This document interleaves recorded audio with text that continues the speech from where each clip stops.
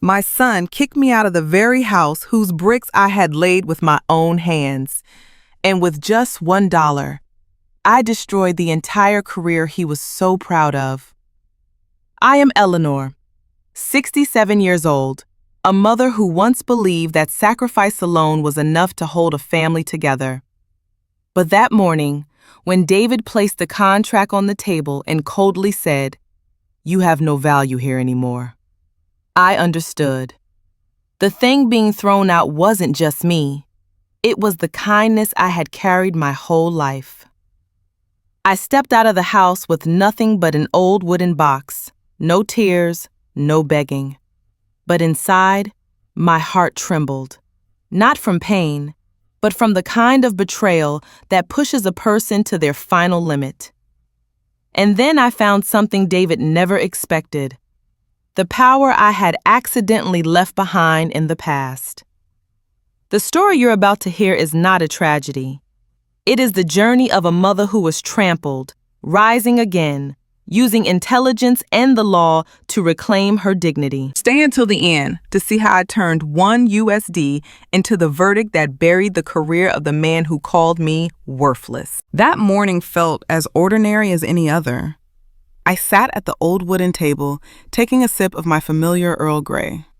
Its scent always brought me peace, as if every storm in my life had paused right outside the door. But I never expected that from this very cup of tea, an invisible blade would pierce straight into my heart.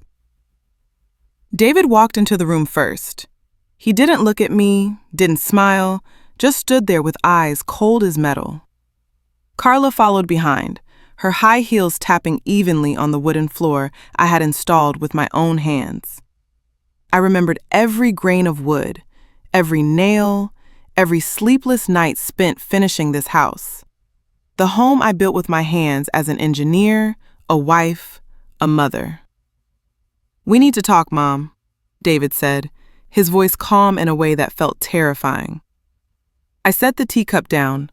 The spoon tapped faintly against the rim, a small, sharp sound, like a crack forming beneath the earth.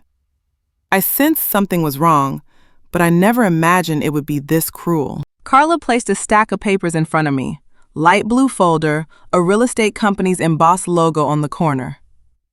"We've decided to sell the house." Her voice was sickeningly sweet, like someone sprinkling sugar over a blade. I looked at David, the son I had raised, the boy I had stood beside through every exam, every stumble, every childhood dream. He avoided my eyes, as if the sight of me irritated him. "Why?" I asked, hearing the tremor in my own voice. David pushed the stack of papers a little closer. "Because you're no longer capable of managing the property. We think it's best if you move into a retirement home. We've already booked your flight." Carla pulled a thin envelope from her purse and placed it on the table. A round-trip ticket? No. One way. I wasn't sure how long I had stopped breathing. The room suddenly felt cold. Even the sunlight through the window seemed to dim. I trembled. Not from fear, but because, after years of enduring criticism, indifference, those condescending glances, I realized I had finally reached my limit. "Do you know who laid the foundation of this house?" I asked quietly. David shrugged. Carla shot me an impatient look. I glanced at my hands, the wrinkles, the faint calluses, the hands that had drawn the first blueprint for this home, that had lifted each brick, calculated every measurement of the foundation, the walls, the frame. No one understood this house better than I did. No one knew its secrets, except me. "It's time for you to rest," Carla said, as if reciting a dull line in a bad play. I took a slow breath. The scent of tea still lingered, but it no longer felt warm.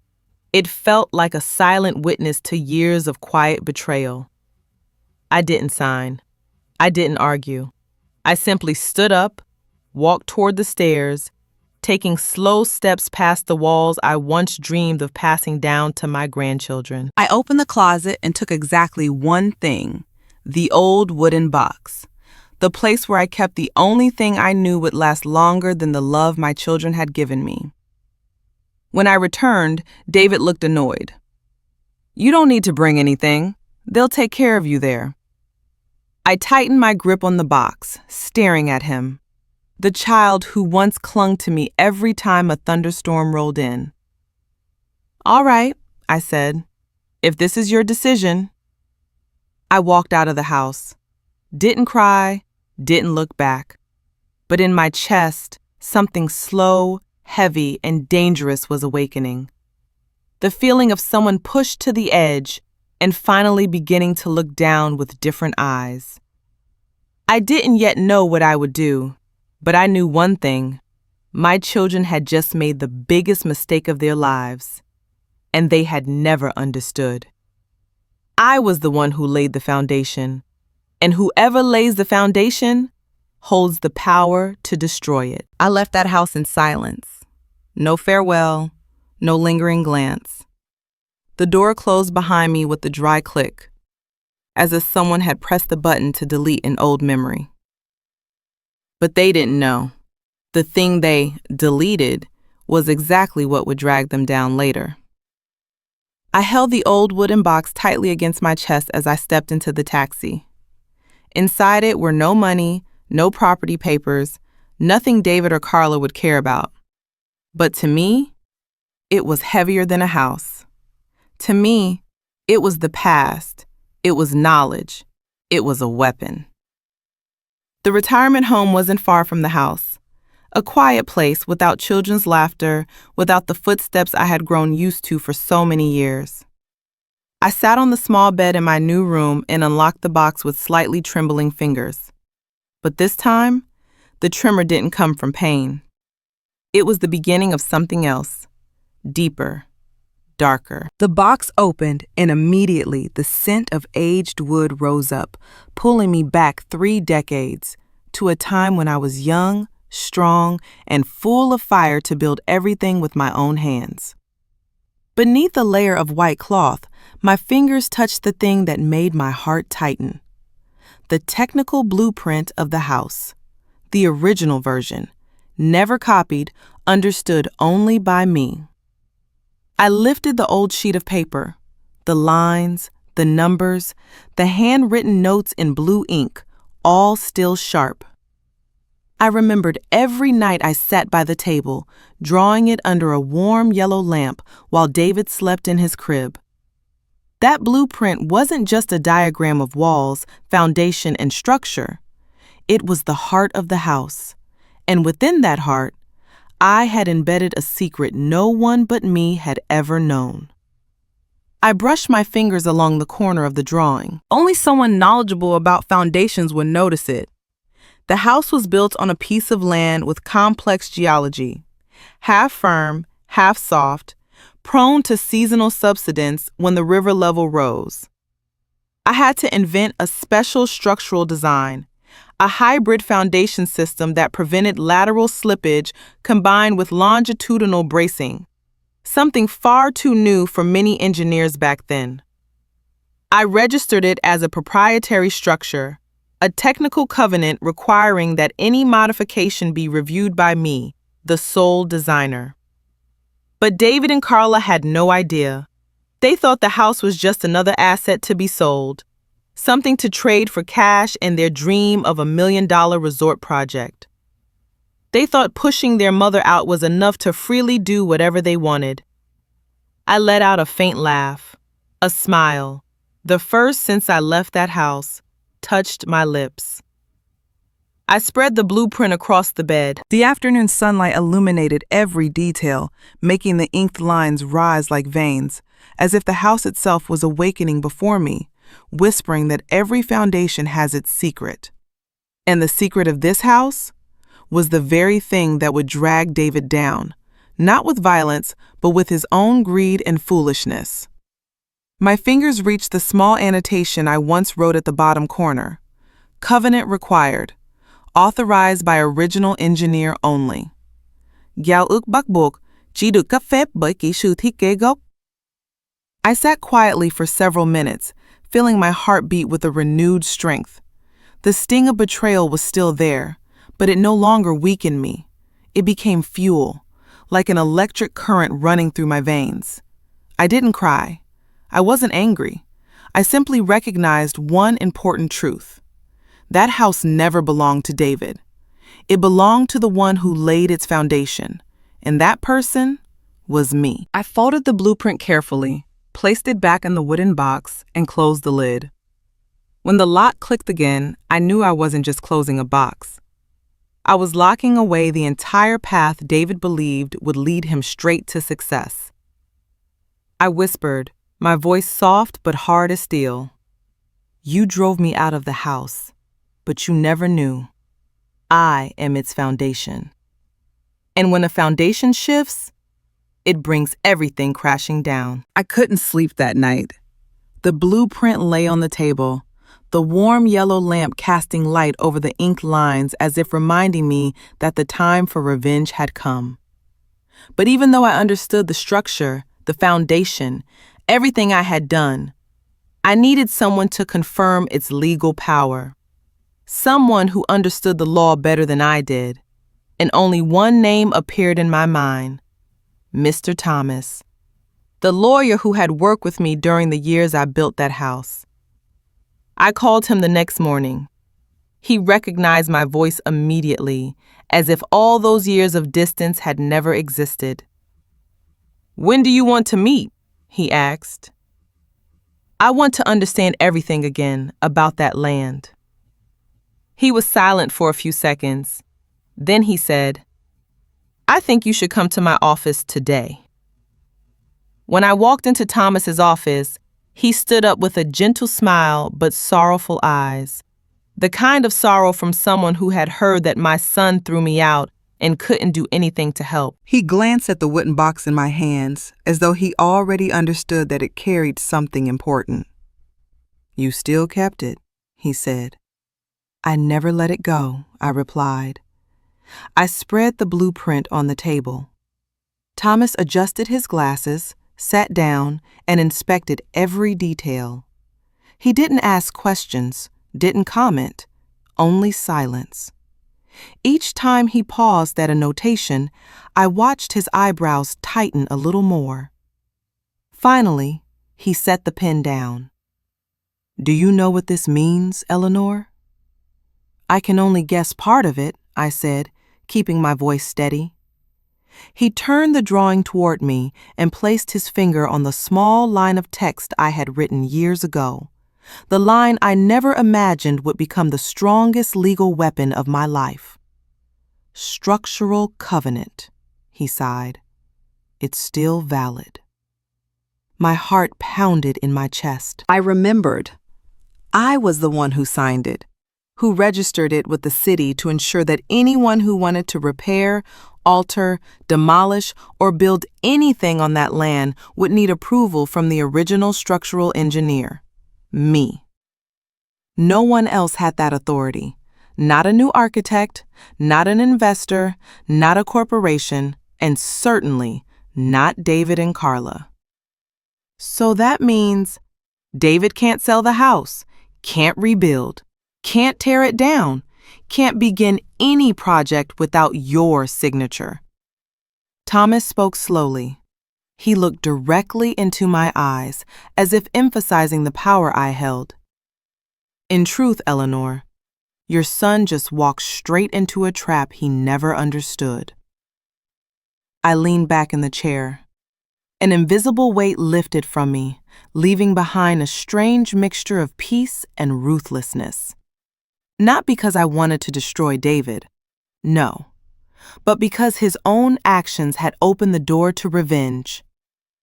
Thomas pulled an old file from his cabinet. The pages were yellow with age, but my signature was still crisp, the ink unfaded. This is the city's official document. You signed it when you requested permission to build that special foundation because the riverside land was at risk of subsidence.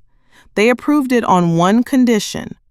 All future modifications must be authorized by the original engineer. He paused for a moment, then spoke slowly. Eleanor, do you realize what you're holding in your hands? I pressed my lips together, but a small smile appeared. The smile of someone who finally knows she has never truly lost. I'm holding the key to the entire project they're dreaming about. Thomas nodded. Exactly. And if they go against it, just one complaint from you to the city, and the entire project will be suspended immediately. I closed my eyes, picturing David and Carla eagerly planning, confident, arrogant, believing they had stripped me of all my power. No, they only took the house, but they forgot the foundation, the thing that still belonged to me. I stood up, gathered the blueprint, and placed it back into the box. My hands no longer trembled as they had the night before. They were steady, firm, as if my bones were being reborn. Thank you, Thomas, I said. I think it's time for me to return. He looked at me with a respect I hadn't felt from anyone in my family for years. Eleanor, you were never weak. You just needed to remember, this land stands because of you. And now, their entire career can fall because of you. I stepped out of the office, the afternoon sun resting lightly yet sharply on my shoulders. A breeze drifted from the nearby river, carrying the scent of mud and water, the smell of the land I had once spent years mastering. Now it stood with me again, and beneath that layer of mud, the secret clause was waiting to be awakened. The news of David's press conference reached me just one day after my meeting with Mr. Thomas. Strange. Everything was happening so quickly it felt intentional, as if fate itself were daring me to choose, endure in silence or rise and strike back. I chose the latter, without hesitation.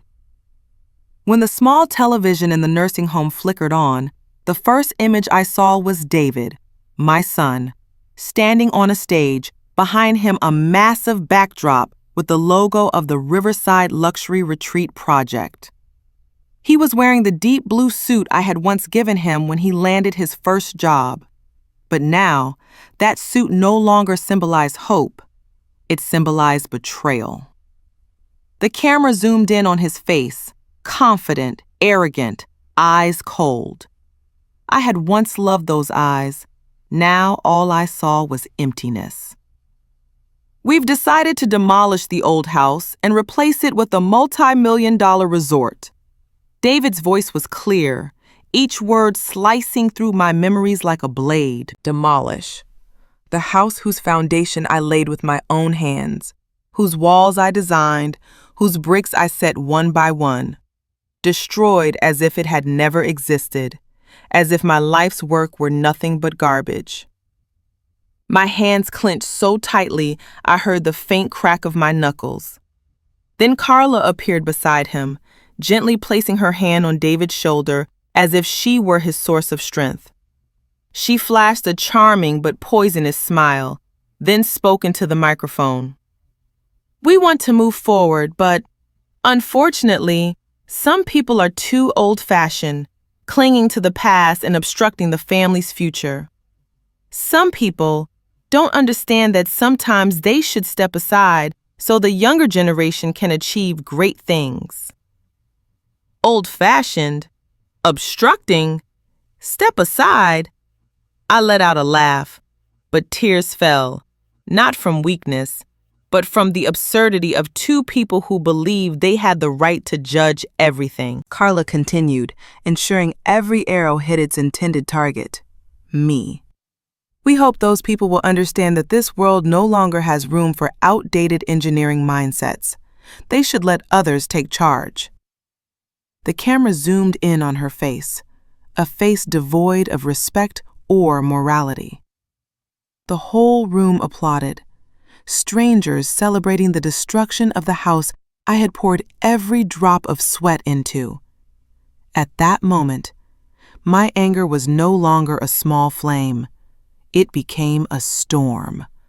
A cold, sharp, merciless storm.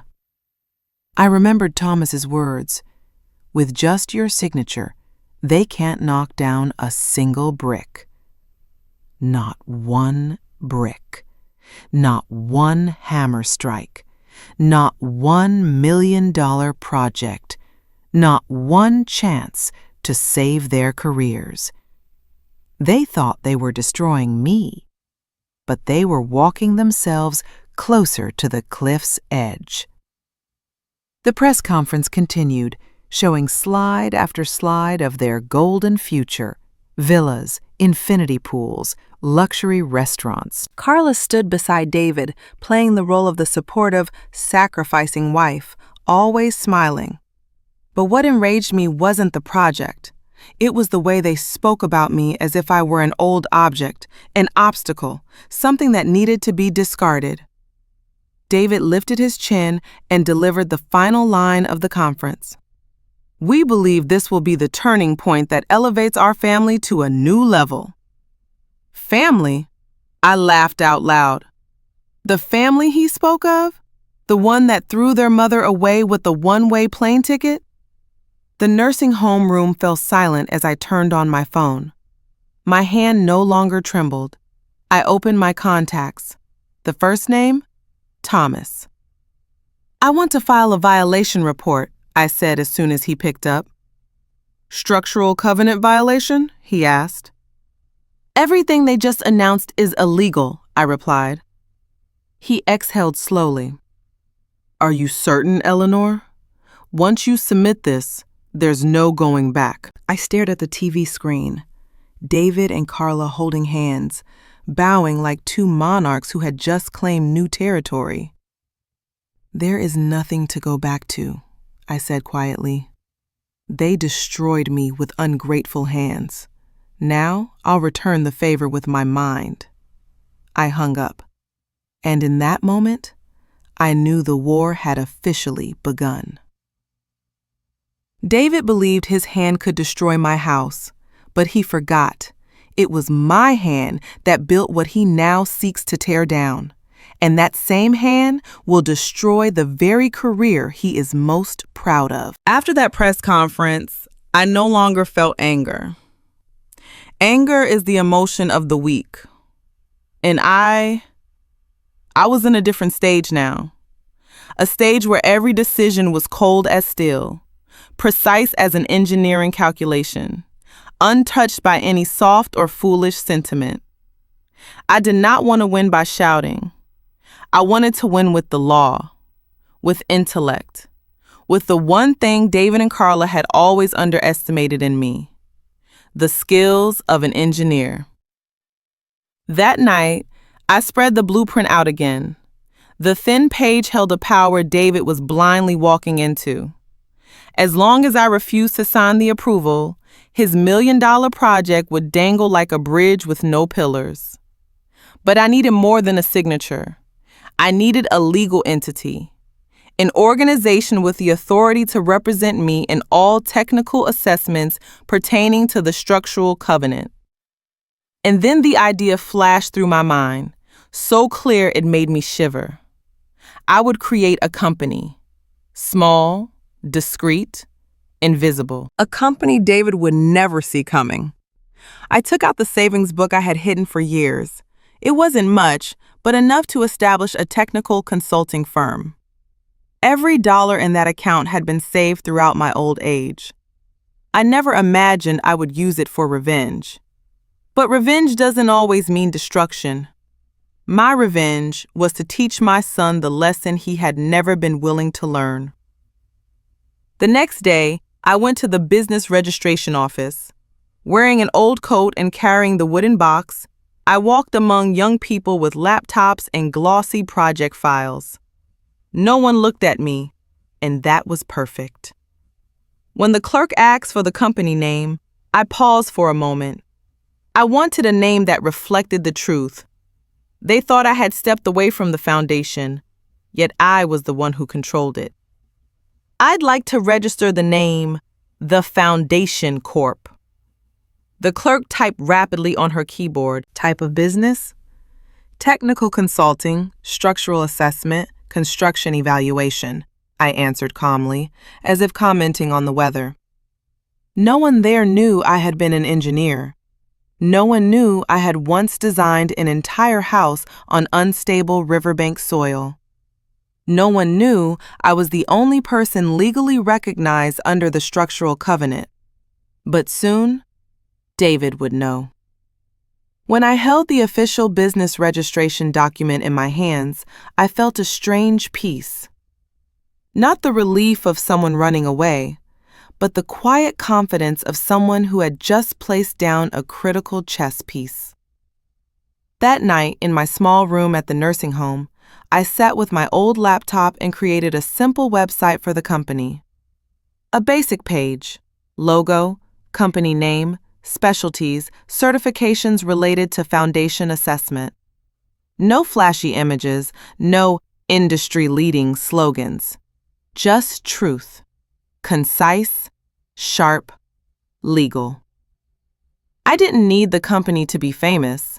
I only needed it to exist, and to exist at the exact moment David needed it most. I uploaded a scan of the structural covenant into the company's internal documents. When the text appeared on the screen, a cold shiver ran down my spine. All structural modifications must be validated by the original structural engineer. That engineer was me, and the company had full authority to represent me in all certifications. The Foundation Corp was not just a business. It was a legal wall, one David could never break through. I closed the laptop. Outside, the rain began to fall. Drops tapped against the window, sounding like the hammer strikes I once used on the steel frames of the house.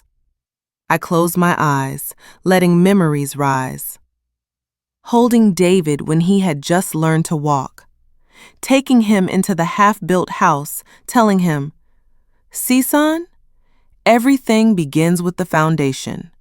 If the foundation is strong, you will never fear falling." But now, he was trying to destroy that foundation with greed and foolishness. How ironic. I opened my eyes and smiled, a long, slow, razor-sharp smile. "All right, David. You want to build your future by tearing down your mother's past," I whispered into the rain-soaked night. "Then watch how the very foundation I once taught you becomes the thing that buries you." The message from Mr. Thomas arrived at 7 a.m. the next morning. Filed. The city is reviewing it. Get ready, Eleanor. I read each word with a cold calmness. Not excitement, not anxiety, but the steady feeling of someone who had just placed the first stone into a machine of revenge. A machine powered by law, by precision, and by David's own mistakes. All morning, I sat by the nursing home window, watching raindrops gather on the glass before sliding down. Each drop fell just like David's plans were about to slip through his fingers. He simply didn't know it yet. No one at that extravagant celebration knew. By noon, I turned on the TV. The local news was broadcasting David's groundbreaking ceremony live from the construction site. A temporary wooden stage, flags fluttering, loudspeakers, champagne ready on the table. Guests included partners, investors, and several company staff. They all laughed, raised their glasses, congratulating David as if he were the new rising star of the real estate world. Carla stood beside him in a tight white dress, holding a microphone and acting graceful, as if she were the queen of this glittering future. I watched them without feeling hurt anymore. Perhaps when a mother is thrown out with a one-way ticket, her heart hardens into steel. David stepped onto the stage, raising a champagne glass as cheers erupted. "I promise everyone here, in just 6 months, the Riverside Resort will become the jewel of this city." Confetti burst. Applause thundered. And at the exact moment he set his glass down, a city vehicle pulled up beside the site. I sat up straight. The camera zoomed toward a man in a reflective vest from the Department of Construction. He held a red folder and walked directly onto the stage. No one noticed at first, until he lifted a large document in front of David. Construction suspension order. Cease and desist. The outdoor venue fell silent. Fans stopped spinning. The air froze. David forced a smile. "What is this? This must be some kind of mistake." The city official read aloud, each word like a hammer striking the ground. Riverside Project is in violation of the structural covenant registered in 1989. Any demolition or construction is prohibited until a structural integrity certification is issued by the original design engineer. Without this certification, all operations must cease immediately. I watched David's face. He froze. Color drained. His mouth opened, but no sound came out. Carla stepped forward, whispering to the official. "Do you know how much this project is worth? Maybe you'd like to discuss this privately with my husband and me." The official stepped back, avoiding her hand as if avoiding a contaminated wire. "Ma'am, this is the law. No one here has the authority to override it." David spun toward the organizers, shouting, "Call City Hall! Call the lawyers! Call!" The official raised a hand, cutting him off. "Mr. David, if you continue construction, you will be legally liable and heavily fined. I strongly advise you to cease all activity right now."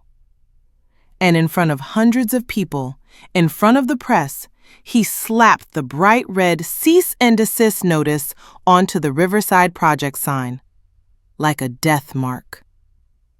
The entire site fell silent. The wind brushing the tarp sounded colder than crying. Watching David stand frozen, I knew this was only the first strike. I turned off the TV. Silence returned to the room. I didn't shout in triumph. I didn't laugh like a villain in a movie. I simply placed my hand on the wooden box and brushed its lid gently.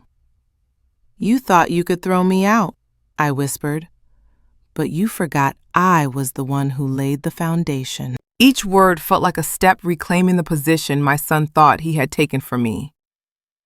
And when the foundation doesn't have my approval, I smiled slightly, my eyes sharp as a blade. Everything freezes. Back at the construction site, David was still shouting, trying to call someone, anyone who could save him. Carla trembled at his side, mascara running like rainwater. Investors turned pale. The chief engineer stared at the blueprint, unable to believe they had missed such a crucial detail. All of them. None realized this wasn't an administrative accident. This was my hand. The hand David believed was old, useless, irrelevant. That hand had just frozen his entire $1 million dream. That afternoon, while the Riverside construction site remained frozen under that bright red order like an open wound, another storm rolled in. Not a storm of rain, but a storm of finance. I knew this would happen. Sometimes, to bring down a building, you don't need explosives. You simply pull the right structural brace, and everything collapses on its own. And David's brace was the investment corporation behind the project. I was making tea when my phone buzzed. It was Thomas. "You should turn on the TV." His voice was low and serious. I switched it on. Within seconds, David appeared on screen, but not under celebratory lights as earlier. This time he sat under the harsh, cold lighting of a boardroom. His shoulders trembled slightly. His suit was wrinkled, collar damp with sweat. Never had I seen David so small. Beside him were 3 men in black suits, sharp faces, cold expressions.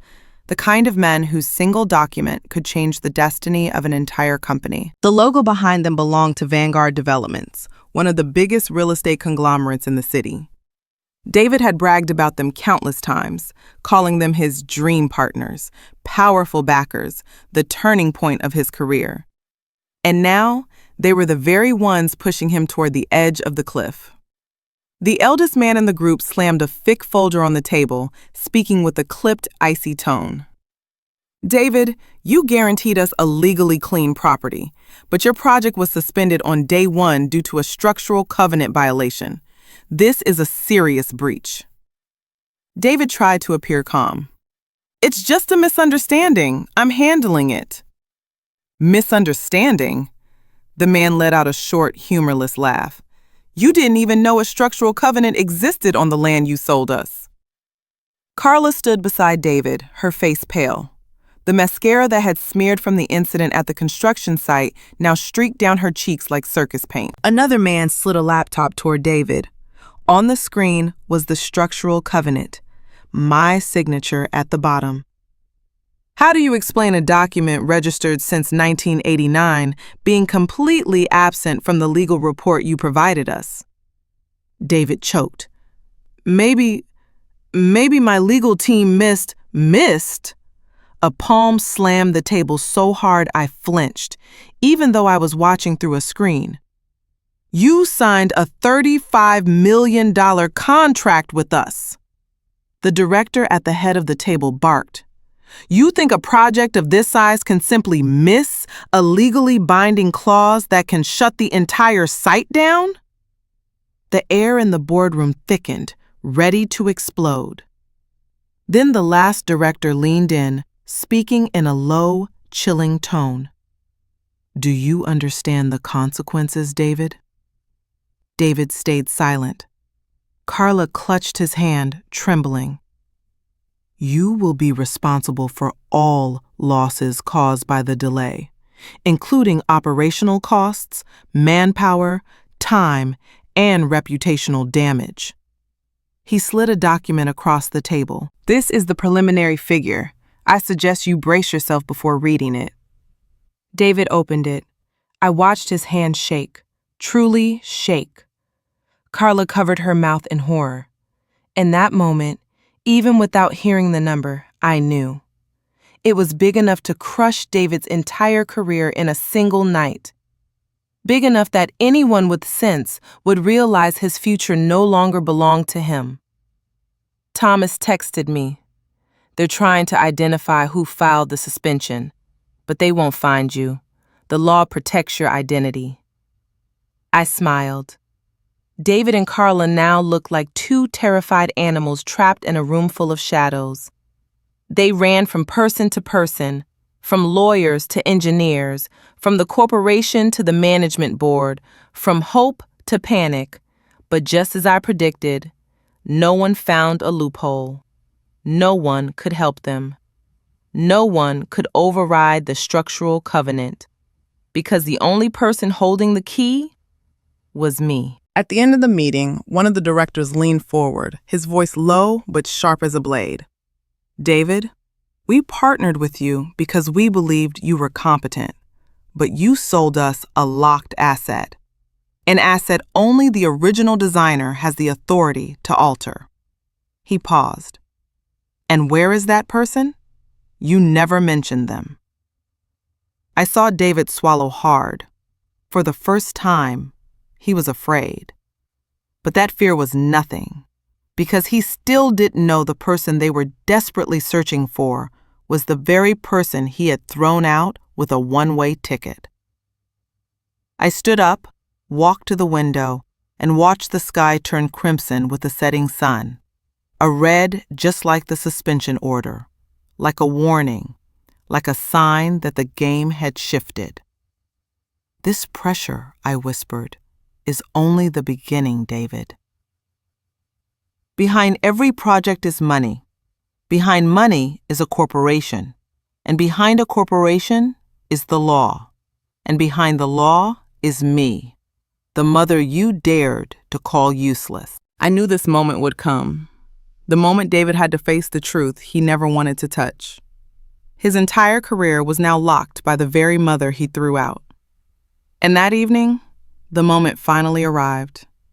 After the meeting with the corporation, David launched into a frantic hunt for answers, like an animal cornered with no escape.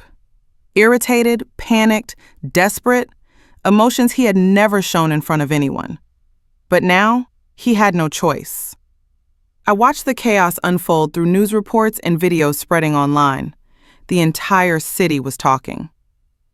Riverside project suspended due to lack of structural certification. Major structural violation discovered. Investor failed to understand legal requirements. David's reputation, once held so proudly, was now being torn apart in public. Carla was different. She was terrified, her makeup smeared, running after David like a frantic shadow clinging to the last scraps of hope. And then the inevitable happened. Reporters captured the moment. David yelled at his legal department. "This can't be happening. Go through every document again. Why wasn't that structural covenant in the report?" A trembling employee handed him an old document, a copy from the city's archive. A yellowed sheet, ink smudged with time, but my signature still sharp at the bottom. Eleanor Vance, structural engineer. David froze, his whole body locked up as if someone had struck him in the chest. No, this can't be, his voice cracked.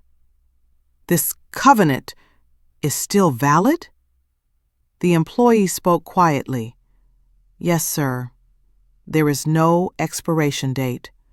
And clause number 7 states clearly, all structural modifications must be approved by the original design engineer." David's eyes wavered.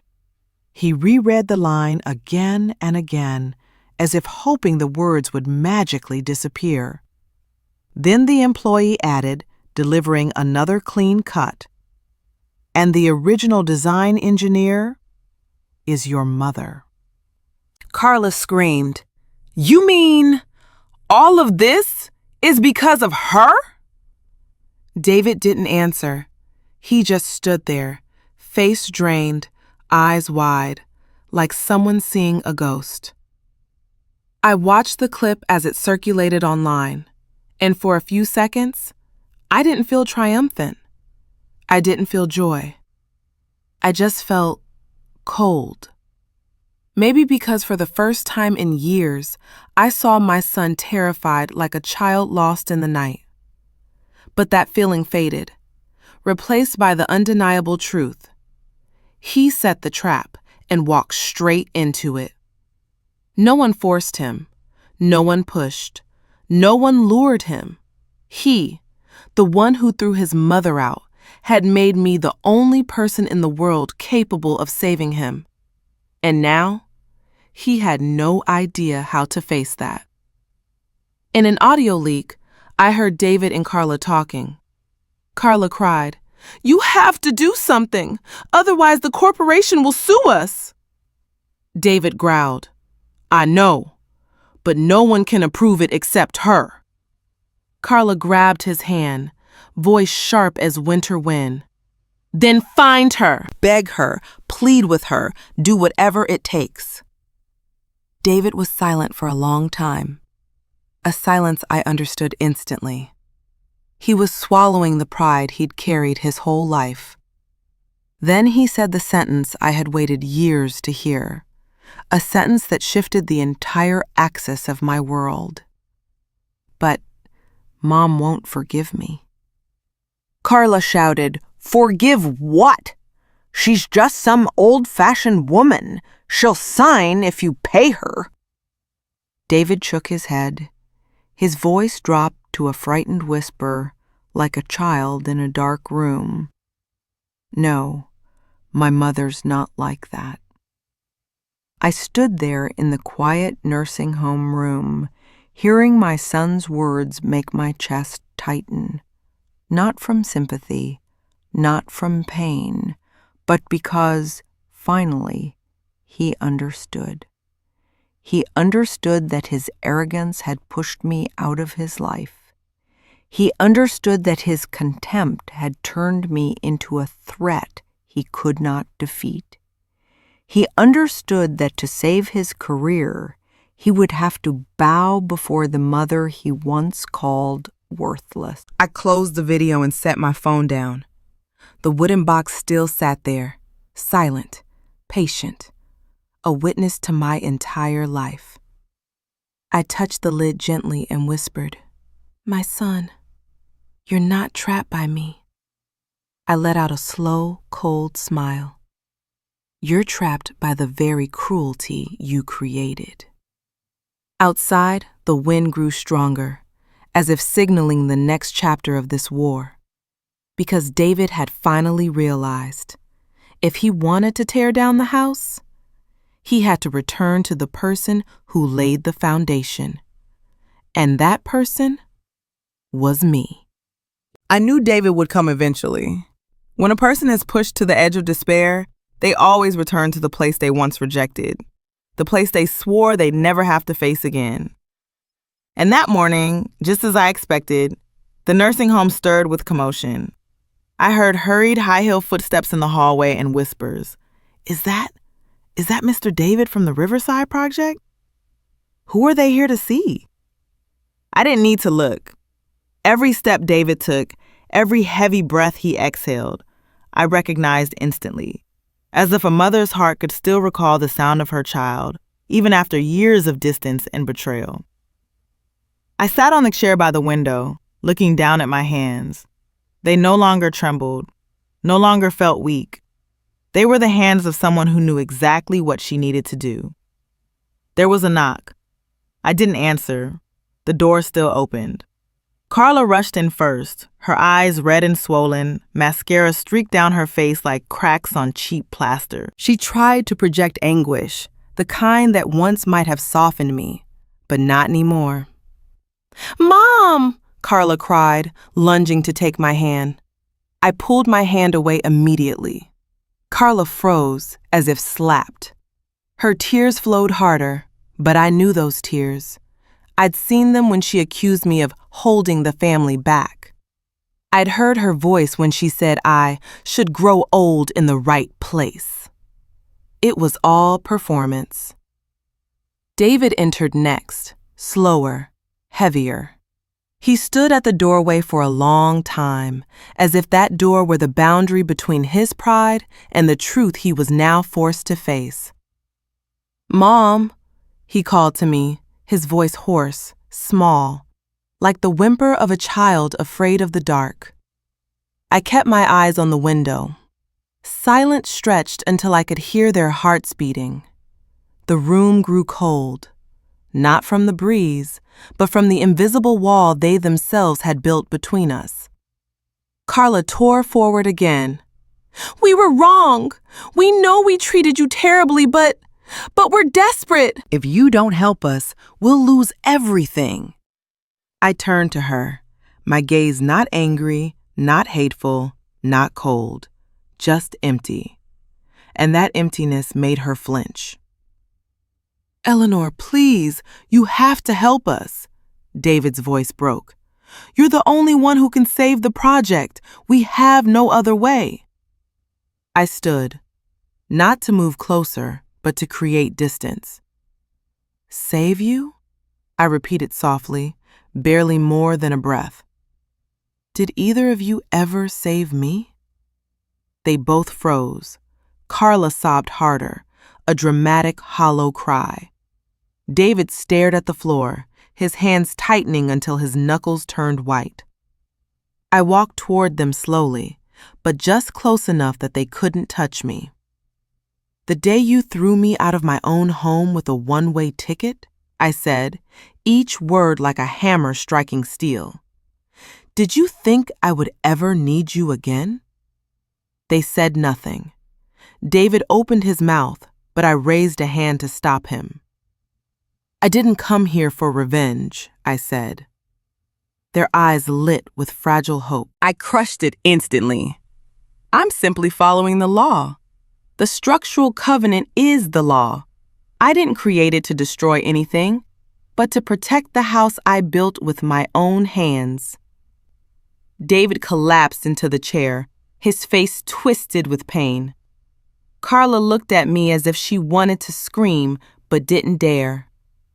I looked directly at them, two people who once were my family, now nothing more than strangers running to me only after everything burned. You don't need to apologize, I said slowly, because apologies don't change the truth, that you only came to me when everything in your hands exploded. David began to cry, not like a man, but like a child who finally realized he had broken the most precious thing in his life. I returned to the table, opened the wooden box, and placed my hand on the blueprint, the thing that protected me, and now was teaching them the lesson they had avoided for years. You need my signature, I said, but I need nothing from you. And I haven't forgotten anything. I closed the lid. The small click, catch, was soft, but strong enough to kill whatever fragile hope they'd carried into the room. I stepped back, looked at their devastated faces, and said, "Go. I'm only following the law. Nothing more, nothing less." Then I turned away, leaving them in a room as cold as winter. In that moment, I reclaimed the dignity they had trampled for years. I was no longer the fragile mother they once dismissed. I was the one who held the law, held the foundation, held their fate, and they knew it all too well. After that cold encounter, I expected David and Carla would need a few days to swallow their humiliation. But no, just 2 days later, they returned. This time, there were no smeared mascara stains, no desperate sobbing. They came in silence, carrying a kind of desperation hardened into stone. I saw it the moment they stepped into the room, both thinner, their eyes sunken, dark circles carved deep. For the first time in their lives, perhaps, they understood what it felt like to lose control over everything. David kept to the corner, avoiding my gaze. Carla forced a stiff smile, rushed, as if she had rehearsed it in the mirror. We're here to speak reasonably, Mother Eleanor." I didn't answer. I let them drown in the heavy air they themselves had created. David drew a long breath and stepped forward. "Mom, if you sign the structural integrity certificate, we will be grateful. I will make things right." I tilted my head, studying him. A small curve appeared on my lips, not mockery, but because I finally saw something I had waited years for. He was learning to lower himself, for the first time. But this wasn't about moral lessons. This was a game of strategy. I stood, opened the wooden box, pulled out the structural covenant, and laid it flat on the table. Both of them instantly tensed, afraid I might tear it apart. "I will sign it," I said slowly. Carla shot up. "Really? Mother, you'll actually help?" I raised my hand. She shut her mouth immediately. I turned to David, because in this life, only he needed to hear what I was about to say. "But I have one condition." David nearly broke into tears of relief. "Whatever you want, Mom. I'll do anything." I locked my gaze onto his. Those eyes that once looked at me with contempt. Now they trembled like a child dragged to the board, unprepared. "I'll sign the certification," I said, "but you must pay me $1 USD. The room went utterly still. Carla blinked several times, confused. David froze, his expression shifting from shock to disbelief. "Just $1?" he asked. I nodded. $1 for my technical consulting service. Carla let out a tiny laugh, the sound of overwhelming relief. "Oh my God, you scared us. Mother, you're so simple. I thought you wanted a share of the project. David didn't laugh, but I saw the tension fall off his shoulders. Of course.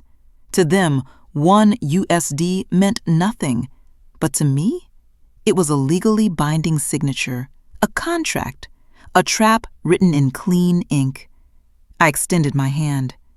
Do you have the money?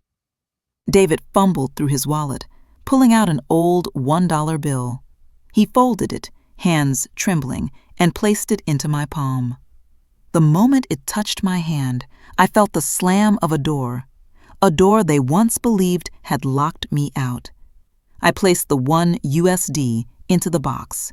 It wasn't money. It was evidence. I picked up the pen and signed the structural integrity certificate. The stroke was sharp, decisive, precise, like the lines I drew on that blueprint 30 years ago. Carla almost screamed with joy. That's it! Oh my God, it's finally done. The project is saved. David bent down slightly, voice cracking. I know. I was wrong. Mom helped me. I'll never forget. I didn't help you. I cut him off. Carla's smile vanished instantly. David straightened, confused. I glanced at the signed certificate, then slid it toward them with a cold push. I only did what the law allows me to do.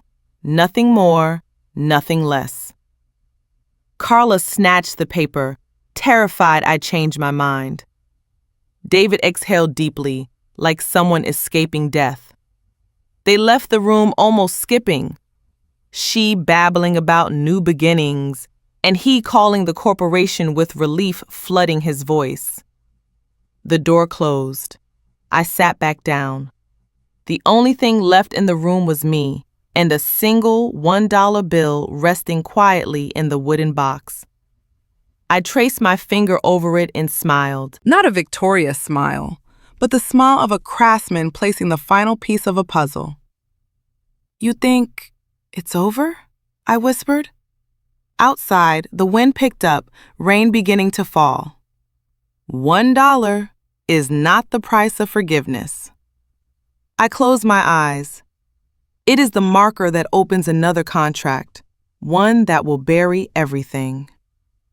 The $1 bill lay there, small, thin, seemingly harmless, but that very bill would be the first pebble that sends the entire mountain crashing down on David's head. They left in a state of elation, like two people who had just stepped away from the edge of a cliff, unaware that behind them lay an even deeper abyss. I remained in the silent room, one hand on the wooden box, the other on the signed certificate. The warmth of that 1 USD bill still lingered against my palm. A warmth naive, shallow, born from two people who believed they had outplayed me. But I was not a newborn child. I was the one who calculated the foundation from day one, and foundations never lie. That afternoon, I called Thomas. It's time, I said. He didn't ask a single question, only replied, I'll prepare everything. He understood. He had been the only one to witness the entire process of me building that house. How I calculated the load, how I signed the structural covenant, how I protected every beam, and how I protected my family. And now, I was protecting the very respect my child had trampled on. The next day, David and Carla returned, this time far more confident. The corporation had emailed them. The project would continue as long as they received the full structural integrity certificate. David entered with a faint smile, a smile I hadn't seen since he was a child. Mom, thank you. Thanks to you, everything is saved. I looked at him. In his eyes, there was still a glimmer of arrogance, faint, but there. The arrogance of someone who believed mother softened. I said nothing.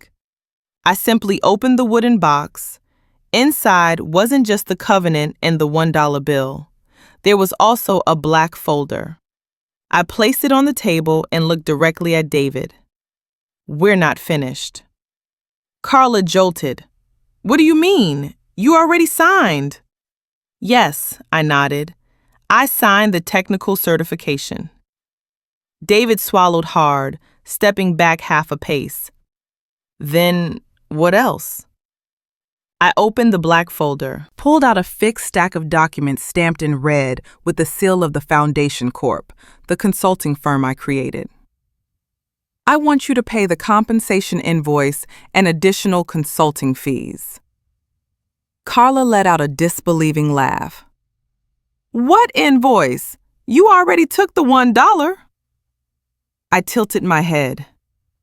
$1 was the base consulting fee.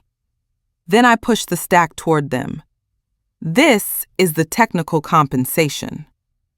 Carla grabbed it, flipped it open, and froze.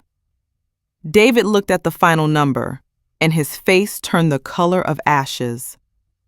$9,870,000. $9,870,000. The exact amount calculated according to the delay compensation clause in the contract David signed with the corporation, where the party responsible for a legal delay must pay 30% of the projected total cost of the project. Carla almost screamed. No! No way! This is insane! David shook as he flipped through the pages. This isn't Mom's fault, I replied, nor is it mine. The fault lies with the one who provided the flawed legal asset, meaning you. David slammed the papers onto the table. You're doing this on purpose. You want to destroy me. I looked straight into his eyes. No, I'm simply fulfilling my role as an engineer. I pointed to the document line by line. Clause 2. Reassessment fees for unauthorized foundational work. Clause 5. Full structural inspection and verification fees. Clause 7. Partner damage compensation for legal non-compliance. Clause 9. Delay-driven cost penalties caused by the investor. All legal. All based on what David himself signed. All consequences of his own ignorance and arrogance. Carla shouted, You can't do this! You're David's mother!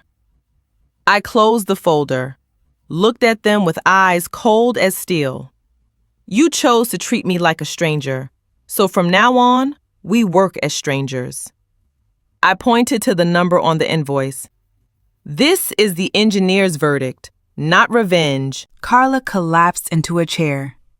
David stood motionless, as if his soul had drained away. I don't have this money, he whispered. I nodded. I know. Then, what do you want? His voice cracked, stripped of every ounce of pride. Nothing, I said calmly. Only that the law is the law. David staggered, as if someone had hit him in the chest. Carla held her head, crying uncontrollably. I stood, organized the documents, and placed the wooden box at the center of the table. I told you from the beginning, I whispered. I only act according to the law. I walked to the door and opened it. From now on, your project is in the hands of the law, not mine. David screamed, desperation ripping through his voice. Mom, please, don't do this to me. I'll lose everything. I turned back, meeting the tear-filled eyes that once looked at me with disdain. You lost me first, I said. Then I walked out of the room, leaving behind tears, pleading, and a man who finally understood. It wasn't the $1 that destroyed him. It was the trap he triggered himself, built from his own unfilial heart. After that final encounter, I never saw David and Carla at the nursing home again. No more frantic knocking on the door, no more desperate rush into my room hoping to salvage their collapsing careers. Everything fell into a sudden silence, as if someone had switched off the power to their lives. I didn't investigate. I didn't follow up. But the news came to me anyway. Riverside project officially terminated. Investors sued for legal fraud. Vanguard Development withdraws. David Collins required to pay full compensation. David's company bankrupt. Assets seized. Each line appeared on the screen like a slow, steady drop. Not loud, not sensational, not bloody, but heavy enough to crush everything David had built out of ambition and arrogance. People ask me, was this what I wanted? Did I feel satisfaction seeing my son fall like this? I felt no satisfaction and no sorrow. I only felt completion. Because everything David lost today was not something I took from him. It was the inevitable consequence of the choices he made. A week after everything collapsed, a security guard handed me an envelope. No sender's name, no signature. Inside was just one small piece of paper. I'm sorry, not because you punished me, but because I never saw you as a person. I didn't know where David wrote it. In a long, dark night? At an empty desk in his sealed office? Or inside the house he once thought he could trade for millions, now nothing but a piece of land permanently locked by the structural covenant? I folded the note and placed it into the wooden box beside the old blueprint. No tears, no shaking, no softening. Because those tears, I shed them years ago. Time passed. The lawsuit ended. The compensation was transferred into the Foundation Corp's account, an amount large enough for anyone to think of buying back the old house or rebuilding a new life. But for me, money was never the goal. I was old. I didn't need a luxury house, didn't need to prove I was wealthy, didn't need to reclaim the house I was thrown out of. What I needed was a legacy, something that could not be purchased, not forgotten, not dismissed. So I did the only thing my heart, the heart of an engineer, a mother, a woman once discarded by her own family, told me to do. I established the Stone Covenant Engineering Scholarship Fund. The name itself formed a perfect circle. Stone, the first rock of the foundation I once laid. Covenant, the agreement they scorned but that saved me. And together they became a vow carved in stone, unbroken by time. The fund focuses on supporting young women in engineering, those who were never given opportunities, those who were overlooked, those who were pushed aside, just as I once was inside my own home.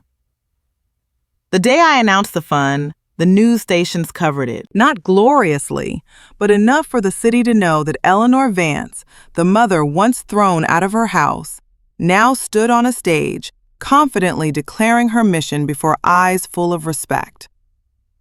A reporter asked me, "Did you create this fund to take revenge on your son?" I smiled, a smile that even I could feel, gentle but solid as concrete. I created this fund so other women won't have to go through what I did. Revenge would make me small, but education makes me eternal. The room grew silent at my answer, and in that moment, I realized the dignity David tried to tear from me with a one-way plane ticket was now being returned through genuine applause. I didn't need the house. I didn't need a complete apology. I didn't need anyone to prove I was right. I proved it myself. That night, returning to the nursing home, I sat by the window. Sunset fell over the river, the same river that once made the land beneath my home unstable. And suddenly I understood. The complexity of that land was what forged my strength. It made me who I am today, someone who rises not to punish, but to build a new foundation, a foundation of value. I placed my hand on the wooden box and whispered, "David, you lost your career because you ignored the foundation, and I rebuilt my life from that very same foundation." Outside, the wind blew gently, not cold, not heavy, just peaceful. An ending not of triumph, but of release. And that was my legacy of stone.